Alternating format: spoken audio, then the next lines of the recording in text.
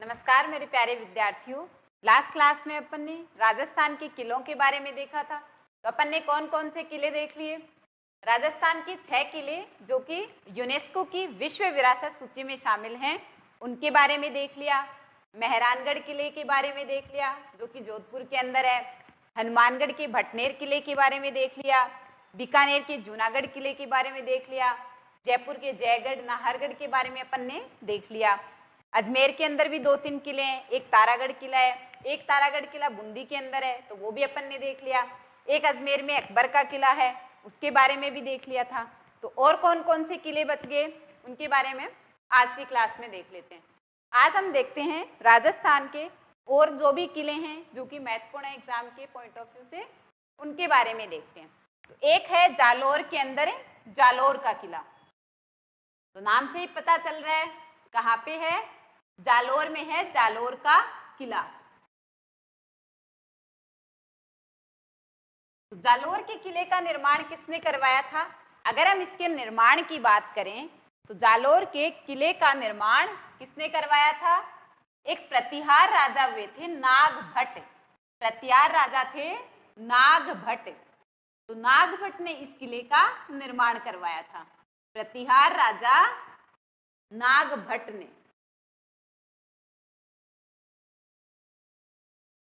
तो इस किले का जो निर्माण है काफी टाइम पहले हुआ था, बहुत पुराना किला है, तो ये काफी जर्जर अवस्था में हो गया था। तो इसका पुनः निर्माण करवाया था। तो सोनग्राम के टाइम पे इस किले का पुनः निर्माण करवाया हुआ। तो पुनः निर्माण किसने करवाया था? वापिस इस किले का निर्माण किसने करवाया था? इसमें जो मरम्मत का काम करवाया था ये करवाया था कानड़ देव सोनगरा ने।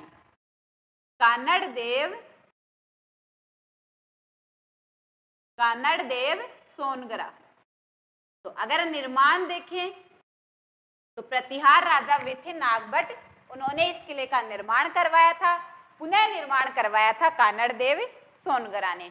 तो इस किले के बारे में आपको बस यही ध्यान रखना है, निर्माण किसने करवाया, पुनः निर्माण किसने करवाया, कौन कौन सी इसके अंदर मुख्य इमारतें जो हैं वो बनी हुई हैं। अगर हम मुख्य इमारतों की बात करें, इस किले के अंदर कौन कौन सी मुख्य इमारतें जो हैं वो बनी हुई हैं। तो एक तो इसमें बनी हुई है अलाई मस्जिद। इसके अंदर बनी हुई है अलाई मस्जिद। तो इस किले के अंदर मस्जिद बनी हुई है जिसका नाम है अलाई मस्जिद। एक और मस्जिद भी इसमें बनी हुई है, एक इसमें बनी हुई है तोपखाना मस्जिद। ये जो तोपखाना मस्जिद है ये पहले एक संस्कृत पाठशाला हुआ करती थी। तो पहले क्या थी ये तोपखाना मस्जिद? ये पहले एक संस्कृत पाठशाला थी जिसको कि बाद में एक मस्जिद के रूप में उसको कन्वर्ट कर दिया गया। तो एक तो इसमें बनी हुई है तोपखाना मस्जिद जो कि पहले क्या थी, संस्कृत पाठशाला। तो ये भी आपको ध्यान रखना है, पूछा जा सकता है। ये थी पहले संस्कृत पाठशाला, बाद में इसको एक मस्जिद में तब्दील कर दिया गया। ठीक है, एक इसमें अलाई मस्जिद है, एक इसके अंदर तोपखाना मस्जिद है। तो और कौन कौन सी मुख्य इमारतें बनी हुई हैं इस किले के अंदर है? एक बनी हुई है मलिक शाह की दरगाह। तो इसमें मस्जिद भी बनी हुई है, इसमें दरगाह भी बनी हुई है। तो मलिक शाह की दरगाह बनी हुई है। तो इस किले के अंदर देखो मुस्लिम प्रभाव है इस किले पे भी। तो हमें साफ साफ यहाँ पे इस किले पे मुस्लिम जो प्रभाव है वो दिखाई दे रहा है। इसके अंदर मस्जिद भी बनी हुई है, इसके अंदर दरगाह भी बनी हुई है। एक इसमें बनी हुई है खिलजी मीनार। खिलजी मीनार बनी हुई है। एक यहाँ पे बना हुआ है जैन कीर्ति स्तंभ। एक इसमें मुख्य इमारत है जैन कीर्ति स्तंभ। जैन कीर्ति स्तंभ जो है वो बना हुआ है जालोर के किले के अंदर। तो कौन कौन से मुख्य इमारतें हैं? दो तो यहाँ पे मस्जिद बनी हुई है, अलाई मस्जिद और तोपखाना मस्जिद। ये जो तोपखाना मस्जिद है ये पहले एक संस्कृत पाठशाला थी, बाद में इसको मस्जिद में तब्दील कर दिया गया। एक यहाँ पे मलिक शाह की दरगाह बनी हुई है। तो मस्जिद और दरगाह दोनों यहाँ पे बनी हुई है। खिलजी की मीनार भी बनी हुई है, खिलजी मीनार, और जैन कीर्ति स्तंभ जो है ये भी बना हुआ है। अगर निर्माण की बात करें तो प्रतिहार राजा थे नागभट्ट ने इसका निर्माण करवाया था। पुनः निर्माण किसने करवाया था? तो कानड़ देव सोनगरा ने इसका पुनः निर्माण करवाया था। तो ये जालोर की किले के बारे में कुछ मुख्य बातें हैं जो कि आपको ध्यान रखनी है। और कौन से किले हैं राजस्थान के जो कि प्रसिद्ध हैं? तो एक पड़ता है सिरोही के अंदर अचलगढ़ किला। अपन ने कई बार देखा होगा, अचलगढ़ चोटी भी है सिरोही में, तो अचलगढ़ किला भी है सिरोही के अंदर। तो अचलगढ़ किला, अचलगढ़ किला कहाँ पे है? ये किला अचलगढ़ किला ये है सिरोही के अंदर। अगर हम इसके निर्माण की बात करें तो अचलगढ़ किले का निर्माण किसने करवाया? इसका निर्माण करवाया था परमारों ने। तो परमारों ने अचलगढ़ किले का निर्माण करवाया था। तो इसका निर्माण भी काफी टाइम पहले हुआ था, काफी पुराना किला है। तो इसका पुनः निर्माण किसने करवाया था? तो महाराणा कुंभा ने इसका पुनः निर्माण करवाया था। तो दोनों चीजें आपको ध्यान रखना है, निर्माण करवाया था परमारों ने और पुनः निर्माण करवाया था महाराणा कुंभा ने। तो पुनः निर्माण किसने करवाया? पुनः निर्माण करवाया इस किले का महाराणा कुंभा ने। तो कुंभा ने इस किले का पुनः निर्माण करवाया था। इसके अंदर भी कुछ मुख्य इमारतें बनी हुई हैं। तो कौन कौन सी मुख्य इमारतें हैं जो कि अचलगढ़ किले के अंदर बनी हुई हैं, ये आपको ध्यान रखनी है।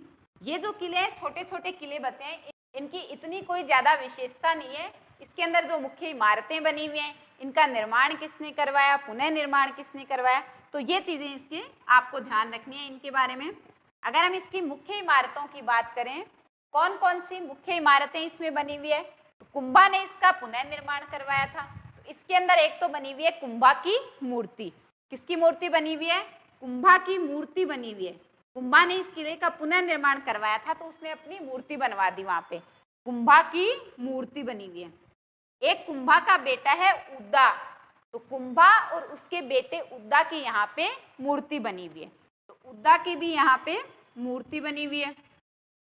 ये जो कुंभा और उद्दा की मूर्तियां हैं, इनको बोला जाता है सावन भादो।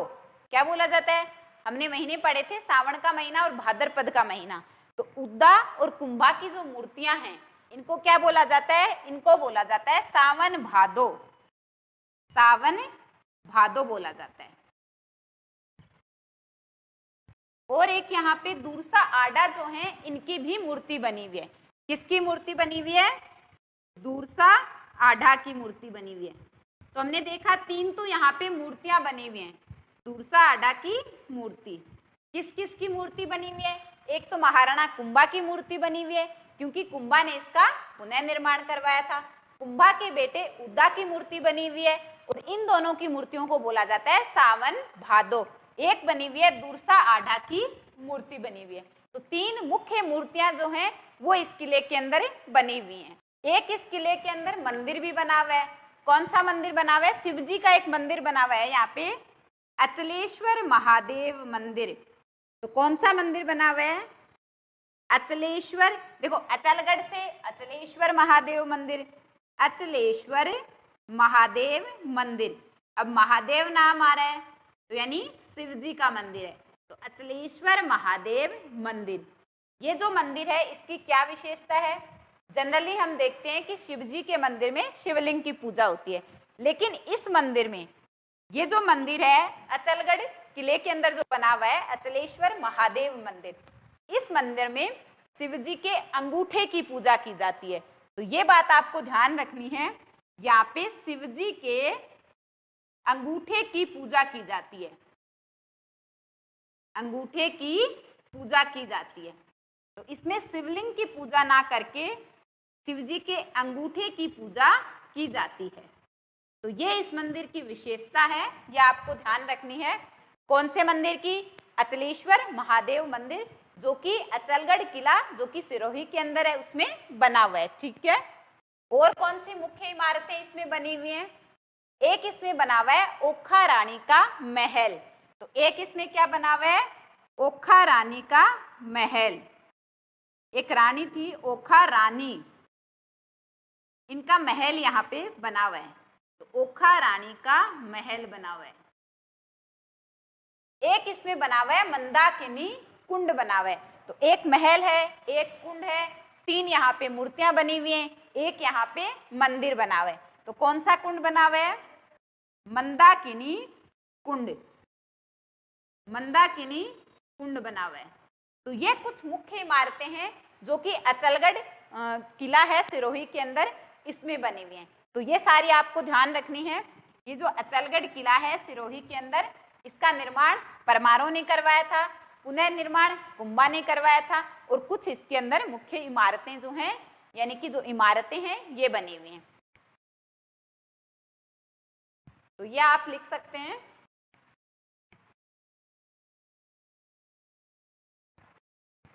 अब अपन देखते हैं भरतपुर किले के बारे में। अगला किला है भरतपुर का किला। तो कहाँ पे स्थित है भरतपुर किला? भरतपुर के अंदर है भरतपुर किला। भरतपुर किला, इस किले की क्या विशेषता है?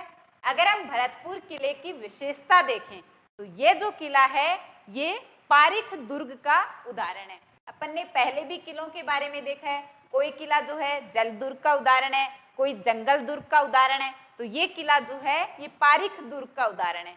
तो ये आपको ध्यान रखना है।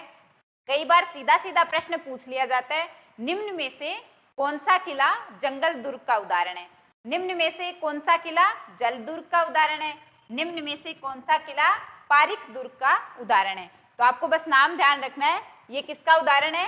पारीख दुर्ग का उदाहरण है। यह है पारीख दुर्ग का उदाहरण। तो ये पारीख दुर्ग जैसा किला है, तो पारीख दुर्ग का उदाहरण हो गया। और इसकी क्या विशेषताएं हैं? इस किले के अंदर कुछ मुख्य इमारतें भी बनी हुई हैं। तो कौन कौन सी मुख्य इमारतें जो हैं जो कि इस किले के अंदर बनी हुई हैं? मुख्य इमारतें, एक तो इसमें बना हुआ है दादी माँ का महल बना हुआ है। इस इमारत के अंदर यानी इस किले के अंदर दो महल बने हुए हैं। एक तो बना हुआ है किशोरी महल और एक बना हुआ है दादी माँ का महल। तो किशोरी और किशोरी की दादी है उनका महल बना हुआ है। तो किस किस का महल बना हुआ है? एक तो किशोरी का बना हुआ है, किशोरी नाम की कोई लड़की है उसका महल बना हुआ है किशोरी महल। एक उसकी दादी का महल बना हुआ है। तो ऐसे ध्यान रख सकते हो आप, किशोरी का महल बना हुआ है, इसकी दादी का बना हुआ है, तो दादी माँ का महल बना हुआ है। एक बना हुआ है दादी माँ का महल, दादी माँ का महल, दादी माँ का महल बना हुआ है। और कौन सी इमारतें बनी हुई है इसके अंदर? है एक इसमें बनी हुई है वजीर की कोठी। तो इसमें क्या बनी हुई है? वजीर की कोठी बनी हुई है। तो वजीर की कोठी जो है ये भरतपुर किले के अंदर बनी हुई है। इसके अंदर कुछ मंदिर भी बने हुए हैं। एक इसमें बना हुआ है लक्ष्मण मंदिर।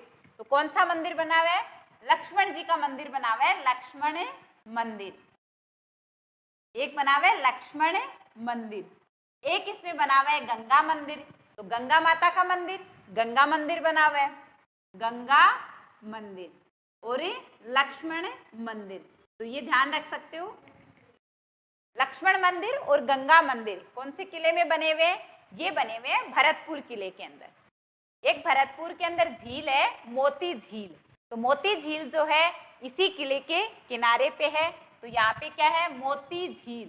तो भरतपुर की जो मोती झील है वो भी इसी किले के पास में है। एक यहाँ पे नहर बहती है सुजान गंगा नहर। तो कौन सी नहर है? सुजान गंगा नहर, जो भी इसी किले के पास में है, सुजान गंगा नहर। तो ये कुछ मुख्य इमारतें हैं, नहर है, मंदिर है, झीलें हैं, कुछ महल बने हुए हैं जो कि इस किले की विशेषता है। तो ये आपको ध्यान रखना है। भरतपुर किला पारीख दुर्ग का उदाहरण है। कौन कौन सी मुख्य इमारतें हैं जो कि इसके अंदर बनी हुई हैं? दो तो इसमें महल बने हुए हैं, किशोरी महल बना हुआ है और किशोरी की दादी का महल बना हुआ है। तो उसको हम बोल देंगे दादी माँ का महल। एक इसमें वजीर की कोठी बनी हुई है। दो इसमें मंदिर बने हुए हैं, एक बना हुआ है लक्ष्मण का मंदिर और एक बना हुआ है गंगा का मंदिर। एक इसमें जो मोती झील है भरतपुर के अंदर वो इसी किले के पास में स्थित है। और एक यहाँ पे सुजान गंगा नहर बनी हुई है, तो वो भी इसी किले के अंदर, इसी किले में बनी हुई है। ठीक है, तो ये हमने भरतपुर किले के बारे में जो भी मुख्य बातें थी उनके बारे में देख लिया। और कौन कौन से किले हैं राजस्थान के अंदर जो कि प्रसिद्ध हैं उनके बारे में देख लेते हैं। तो भरतपुर में ही है एक किला और, एक तो भरतपुर के अंदर भरतपुर किला है, एक भरतपुर में है बयाना किला। तो बयाना किला ये भी कहाँ पे स्थित है? ये भी भरतपुर के बयाना में है। तो बयाना किला कहाँ पे स्थित है? बयाना किला ये भी भरतपुर के अंदर है। ये जो बयाना का किला है जो कि भरतपुर के अंदर स्थित है, इस किले को और किस किस नाम से जाना जाता है? तो एक तो इसको बोला जाता है बाणासुर दुर्ग के नाम से। तो अन्य किस नामों से जाना जाता है बयाना के किले को? एक तो इसको बोला जाता है बाणासुर दुर्ग, बाणासुर, तो बाणासुर दुर्ग के नाम से जाना जाता है। एक इस किले को बादशाह का किला बोला जाता है। तो बादशाह का किला कौन से किले को बोला जाता है? तो भरतपुर के अंदर जो बयाना का किला है, भरतपुर के बयाना में है बयाना का किला, उसको बोला जाता है बादशाह का किला। तो ये आपको ध्यान रखना है, बादशाह का किला। और किस नाम से जाना जाता है? एक इसको बोला जाता है विजय मंदिर गढ़ के नाम से। तो कौन से गढ़ के नाम से बोला जाता है? विजय मंदिर, विजय मंदिर गढ़ के नाम से इस किले को जाना जाता है, विजय मंदिर गढ़। तो इस किले के, बयाना के किले के और क्या क्या नाम है ये आपको ध्यान रखना है।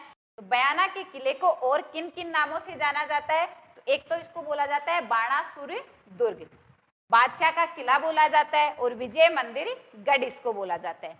कुछ प्रमुख इमारतें भी बनी हुई हैं इसके अंदर। तो कौन कौन सी मुख्य इमारतें हैं जो कि बयाना के किले के अंदर बनी हुई हैं?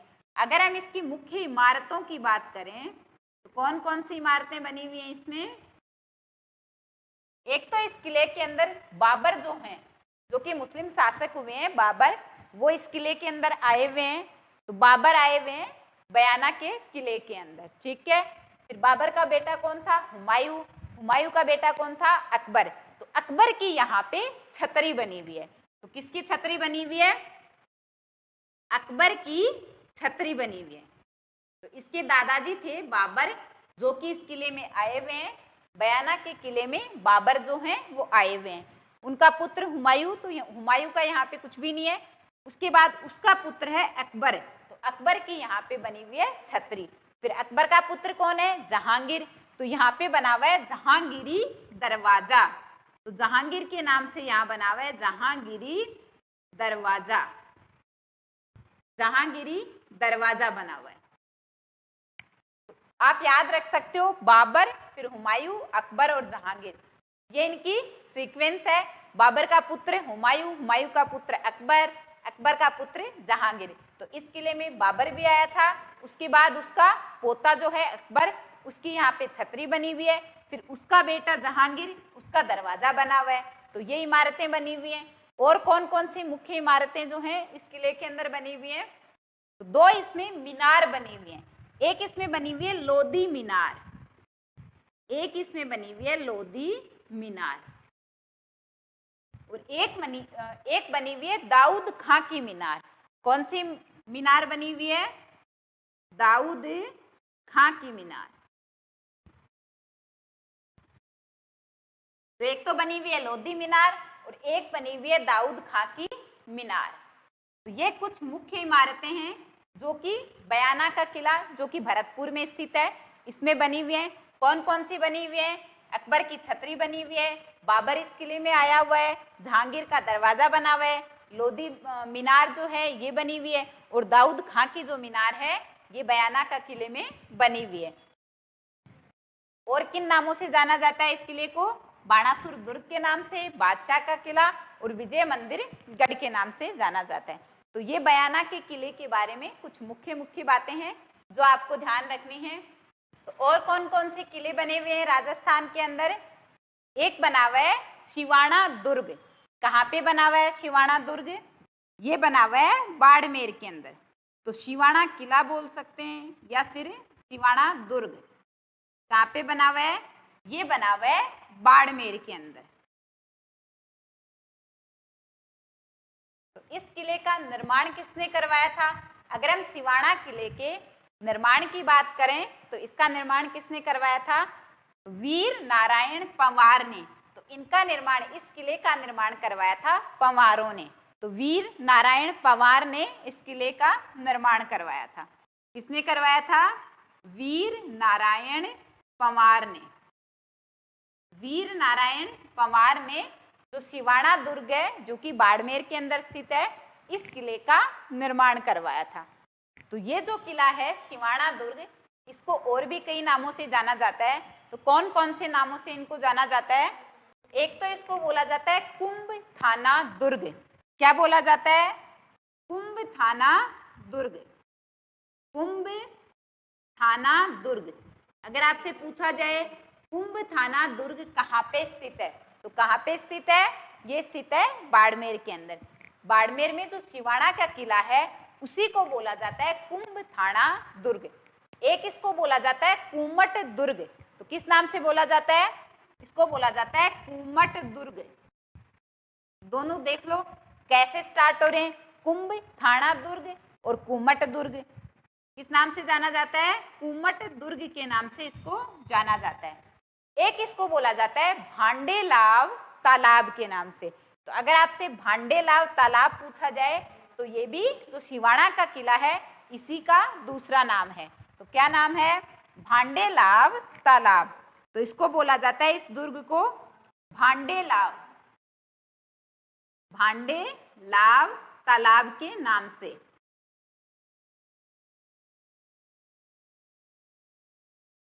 तो ये इस दुर्ग के कुछ प्रमुख नाम है जिनसे कि इसको जाना जाता है। तो किस नाम से बोला जाता है? कुमट दुर्ग। अगर आपसे पूछा जाए तो वो कौन सा किला है? बाड़मेर का जो सिवाना दुर्ग है उसी को बोला जाता है कुमट दुर्ग। अगर आपसे कुंभ थाना दुर्ग के बारे में पूछा जाए तो ये भी कौन सा किला है? बाड़मेर का जो सिवाना दुर्ग है उसी को बोलते हैं। और भांडेलाव तालाब जो है वो भी इसी किले को बोला जाता है, जो कि बाड़मेर का सिवाना किला है, सिवाना दुर्ग है, इसी को बोला जाता है। तो ये सिवाना किले के बारे में कुछ मुख्य बातें हैं जो आपको ध्यान रखनी है। निर्माण किसने करवाया था? तो वीर नारायण पंवार ने इसका निर्माण करवाया था। इसको अन्य कुछ नामों से भी जाना जाता है जो हमें ध्यान रखने हैं। तो ये हमने सिवाना दुर्ग के बारे में देख लिया जो कि बाड़मेर के अंदर स्थित है। तो आज की क्लास में हम इतने ही देखते हैं। बाकी और जो भी महत्वपूर्ण दुर्ग हैं राजस्थान के अंदर उनको हम नेक्स्ट क्लास में देखेंगे। ठीक है स्टूडेंट्स, तो मिलते हैं नेक्स्ट क्लास में। Thank you students.